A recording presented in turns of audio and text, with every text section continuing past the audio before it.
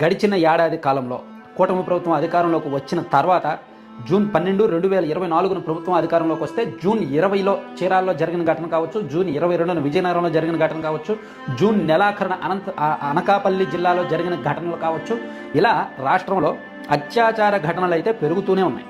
ఈ 1 ఇయర్లో శాంతి భద్రతలో క్షీణించే అత్యాచార ఘటనలు చాలా దారుణంగా పెరుగుతున్నాయి, దారుణంగా మారుతున్నాయి. అక్కడ ఇక్కడ అని తేడా లేదు. చిన్న పిల్లలనండి, ఇంటర్మీడియట్ చదువుతున్న బాలిక అదోనిలో, అనంతపురం జిల్లాలో కూడా 10వ తరగతి 9వ తరగతి చదువుతున్న బాలికను నెలల తరబడి హింసించారు. కడపలో 3 ఏళ్ల చిన్నారి, అనంతపురంలో 6 ఏళ్ల చిన్నారి అండ్ ఒక యువతి, దివ్యాంగ యువతి. ఇలా చెప్పుకుంటూ వెళ్తే చాలా దారుణాలు జరుగుతున్నాయి రాష్ట్రంలో. హోంమంత్రిగా మహిళ, గతంతో పోలిస్తే పెరుగుతున్నాయా లేదా ఇవన్నీ కూడా నిజానికి ఆమెకు తెలుసు. చంద్రబాబు నాయుడు గారు, సీఎం గారు తన పరిధిలో తన కంట్రోల్లో ఉన్న లా అండ్ ఆర్డర్ మీద ఎందుకని రివ్యూ పెట్టట్లా? నిజానికి ఆయన ఎక్కువగా ఫోకస్ పెట్టాల్సింది లా అండ్ ఆర్డర్ మీద. అదే కంట్రోల్ తప్పుతుంది.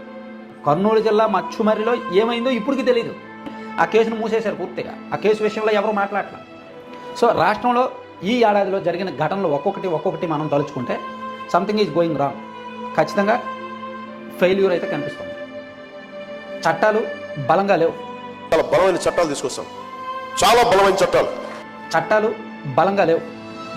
జరిగిన తర్వాత కొన్నాళ్ళ పాటు జైల్లో పెడతారు. ఒక 3 నెలలు 4 నెలల్లో బెయిల్ వస్తుంది. ఆ తర్వాత మళ్ళీ బయటకు వచ్చి సాధారణంగా జనజీవన స్రవంతిలో ఉండొచ్చు. ఆ తర్వాత పోలీసులు దాని మీద ఛార్జ్ షీట్ వేయాలి, దాని మీద నిరూపించాలి, అప్పుడు పూర్తి స్థాయి శిక్ష పడాలి కదా. ఇదంతా అయ్యేసరికి ఏదైనా జరగచ్చు, ఈలోగా కాంప్రమైజ్ అయిపోవచ్చు, కేసు రాజీ చేసేసుకోవచ్చు, ఏదైనా చేయొచ్చు అనే ధీమా నిందితుల్లో వచ్చేస్తుంది. సో ఇటువంటి వ్యవహారాన్ని, ఈ ధీమాని కంట్రోల్ చేయడానికే గత ప్రభుత్వం దిశ చట్టాన్ని తీసుకొచ్చింది. 21 రోజుల్లో మరణశిక్ష పడాలి, తుది శిక్ష పడాలి. అది ఉరి శిక్ష అవ్వచ్చు, మరణశిక్ష అవ్వచ్చు, యావజ్జీవ శిక్ష అవ్వచ్చు, ఏదైనా సరే. అత్యాచార ఘటన జరిగిన 21 రోజుల్లోనే, వారం రోజుల్లో ఎంక్వైరీ పూర్తవ్వాలి, వారం రోజుల్లో కోర్టు తీర్పు వచ్చేయాలి, తర్వాత వారం రోజుల్లో శిక్ష అమలు చేసేయాలి. అంత సీరియస్గా దిశ చట్టాన్ని తీసుకొచ్చారు.